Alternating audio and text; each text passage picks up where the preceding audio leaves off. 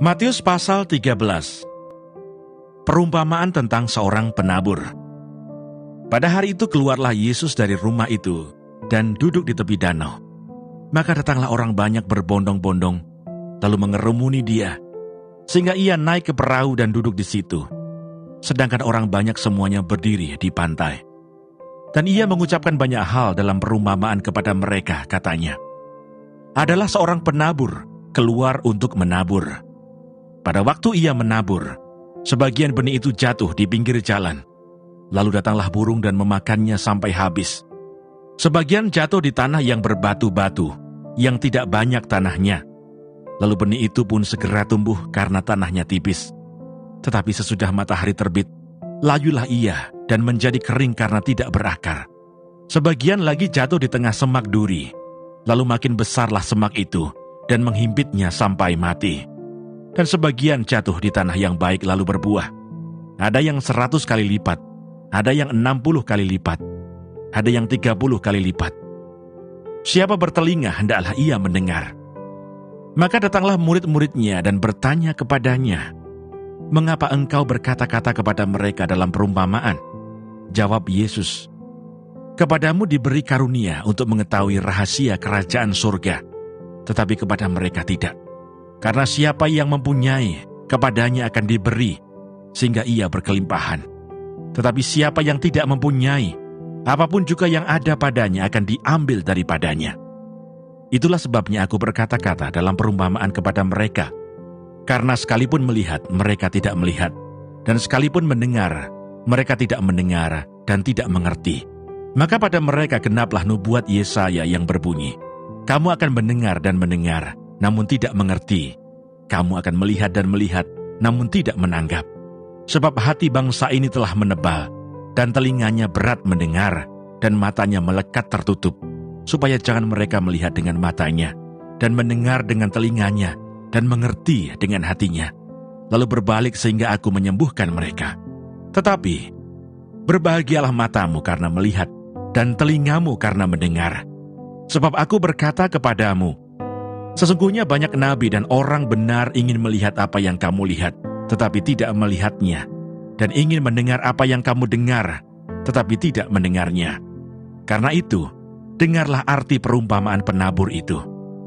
Kepada setiap orang yang mendengar firman tentang kerajaan surga, tetapi tidak mengertinya, datanglah si jahat dan merampas yang ditaburkan dalam hati orang itu.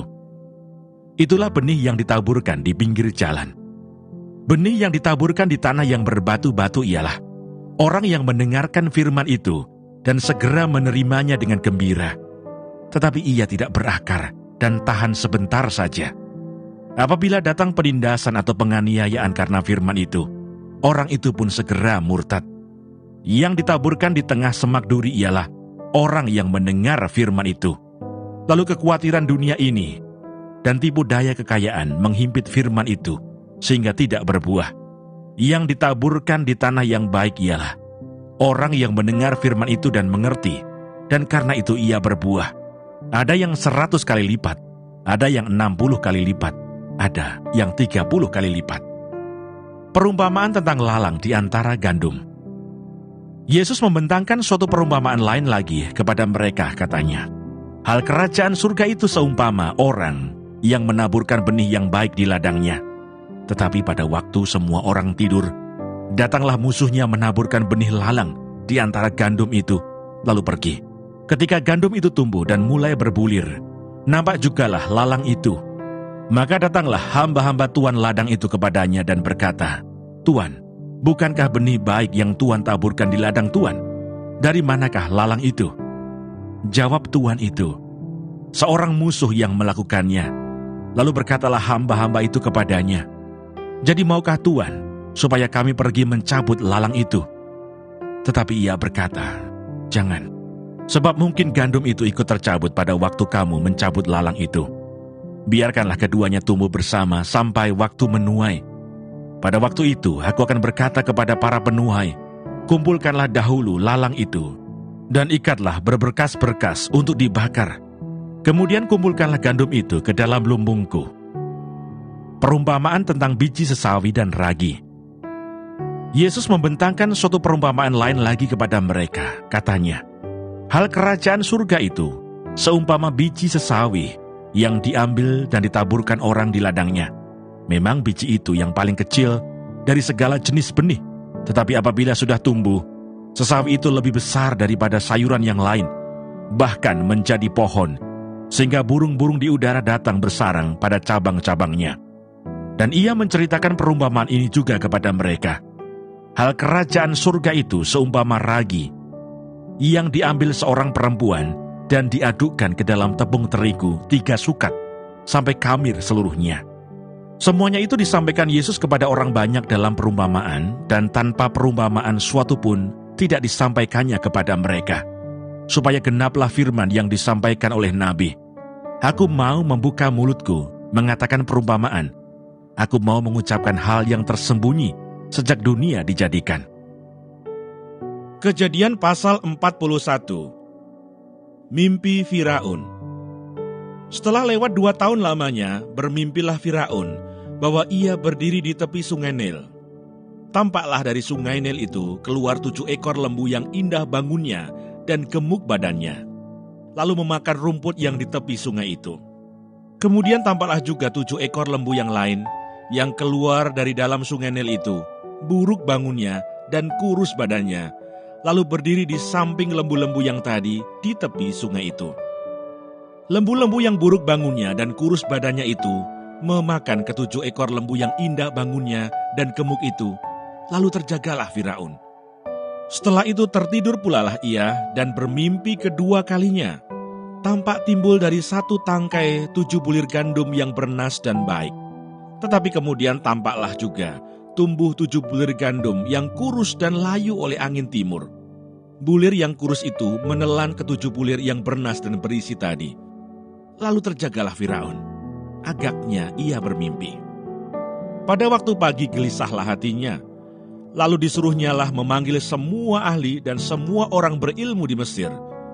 Firaun menceritakan mimpinya kepada mereka, tetapi seorang pun tidak ada yang dapat mengartikannya kepadanya.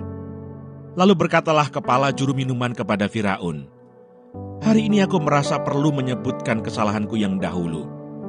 Waktu itu tuanku Firaun murka kepada pegawai-pegawainya dan menahan aku dalam rumah pengawal istana beserta dengan kepala juru roti. Pada satu malam juga kami bermimpi, aku dan kepala juru roti itu masing-masing mempunyai mimpi dengan artinya sendiri. Bersama-sama dengan kami ada di sana seorang muda Ibrani, hamba kepala pengawal istana itu. Kami menceritakan mimpi kami kepadanya, lalu diartikannya kepada kami mimpi kami masing-masing. Dan seperti yang diartikannya itu kepada kami, demikianlah pula terjadi. Aku dikembalikan ke dalam pangkatku, dan kepala juru roti itu digantung." Kemudian Firaun menyuruh memanggil Yusuf. Segeralah ia dikeluarkan dari tutupan. Ia bercukur dan berganti pakaian, lalu pergi menghadap Firaun. Berkatalah Firaun kepada Yusuf, "Aku telah bermimpi, dan seorang pun tidak ada yang dapat mengartikannya. Tetapi telah kudengar tentang engkau. Hanya dengan mendengar mimpi saja, engkau dapat mengartikannya." Yusuf menyaut Firaun, "Bukan sekali-kali aku, melainkan Allah juga yang akan memberitakan kesejahteraan kepada tuanku Firaun." Lalu berkatalah Firaun kepada Yusuf, "Dalam mimpiku itu, aku berdiri di tepi sungai Nil. Lalu tampaklah dari sungai Nil itu keluar 7 ekor lembu yang gemuk badannya dan indah bentuknya dan makan rumput yang di tepi sungai itu. Tetapi kemudian tampaklah juga keluar 7 ekor lembu yang lain, kulit pemalut tulang, sangat buruk bangunnya dan kurus badannya. Tidak pernah kulihat yang seburuk itu di seluruh tanah Mesir. Lembu yang kurus dan buruk itu memakan ke-7 ekor lembu gemuk yang mula-mula. Lembu-lembu ini masuk ke dalam perutnya, tetapi walaupun telah masuk ke dalam perutnya, tidaklah kelihatan sedikit pun tandanya. Bangunnya tetap sama buruknya seperti semula. Lalu terjagalah aku. Selanjutnya dalam mimpiku itu, kulihat timbul dari 1 tangkai 7 bulir gandum yang berisi dan baik. Tetapi kemudian tampaklah juga tumbuh 7 bulir yang kering, kurus dan layu oleh angin timur. Bulir yang kurus itu memakan ke-7 bulir yang baik tadi. Telah kuceritakan hal ini kepada semua ahli, tetapi seorang pun tidak ada yang dapat menerangkannya kepadaku.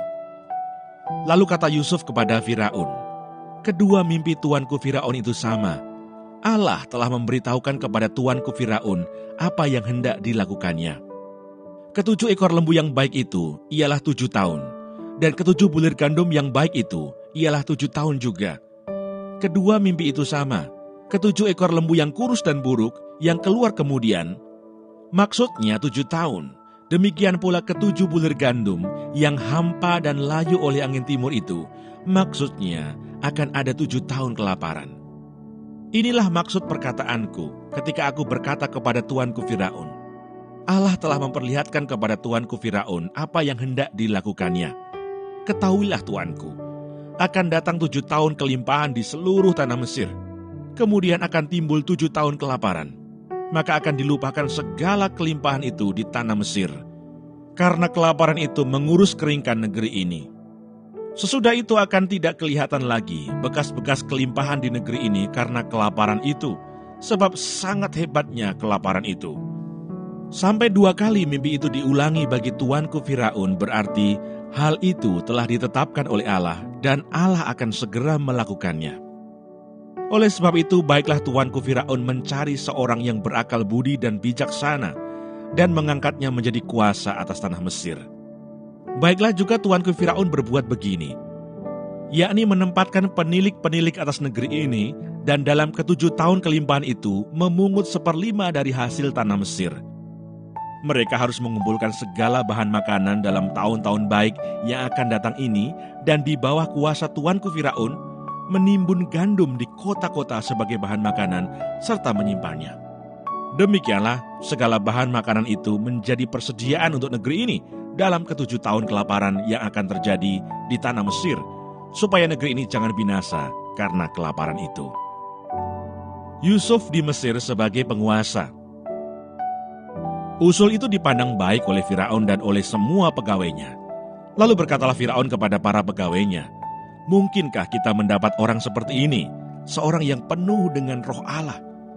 Kata Firaun kepada Yusuf, oleh karena Allah telah memberitahukan semuanya ini kepadamu, tidaklah ada orang yang demikian berakal budi dan bijaksana seperti engkau. Engkaulah menjadi kuasa atas istanaku, dan kepada perintahmu seluruh rakyatku akan taat. Hanya tahta inilah kelebihanku daripadamu. Selanjutnya Firaun berkata kepada Yusuf, dengan ini aku melantik engkau menjadi kuasa atas seluruh tanah Mesir. Sesudah itu Firaun menanggalkan cincin meterainya dari jarinya dan mengenakannya pada jari Yusuf. Dipakaikannya lah kepada Yusuf pakaian daripada kain halus dan digantungkannya kalung emas pada lehernya. Lalu Firaun menyuruh menaikkan Yusuf dalam keretanya yang kedua. Dan berserulah orang di hadapan Yusuf, hormat!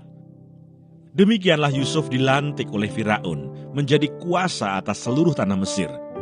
Berkatalah Firaun kepada Yusuf, akulah Firaun, tetapi dengan tidak setahumu, seorang pun tidak boleh bergerak di seluruh tanah Mesir. Lalu Firaun menamai Yusuf Safnat Paaneah, serta memberikan Asnat, anak Potifera, imam di On, kepadanya menjadi istrinya. Demikianlah Yusuf muncul sebagai kuasa atas seluruh tanah Mesir. Yusuf berumur 30 tahun ketika ia menghadap Firaun, raja Mesir itu. Maka pergilah Yusuf dari depan Firaun, lalu dikelilinginya seluruh tanah Mesir. Tanah itu mengeluarkan hasil bertumpuk-tumpuk dalam ke-7 tahun kelimpahan itu. Maka Yusuf mengumpulkan segala bahan makanan ke-7 tahun kelimpahan yang ada di tanah Mesir, lalu disimpannya di kota-kota. Hasil daerah sekitar tiap-tiap kota disimpan di dalam kota itu.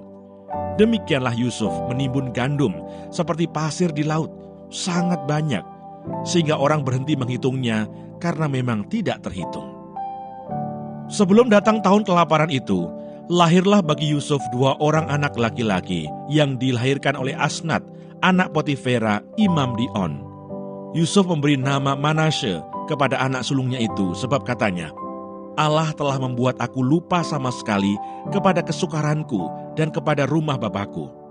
Dan kepada anaknya yang kedua diberinya nama Efraim sebab katanya, Allah membuat aku mendapat anak dalam negeri kesengsaraanku. Setelah lewat ke-7 tahun kelimpahan yang ada di tanah Mesir itu, mulailah datang 7 tahun kelaparan seperti yang telah dikatakan Yusuf. Dalam segala negeri ada kelaparan, tetapi di seluruh negeri Mesir ada roti. Ketika seluruh negeri Mesir menderita kelaparan dan rakyat berteriak meminta roti kepada Firaun, berkatalah Firaun kepada semua orang Mesir, "Pergilah kepada Yusuf, perbuatlah apa yang akan dikatakannya kepadamu." Kelaparan itu merajalela di seluruh bumi.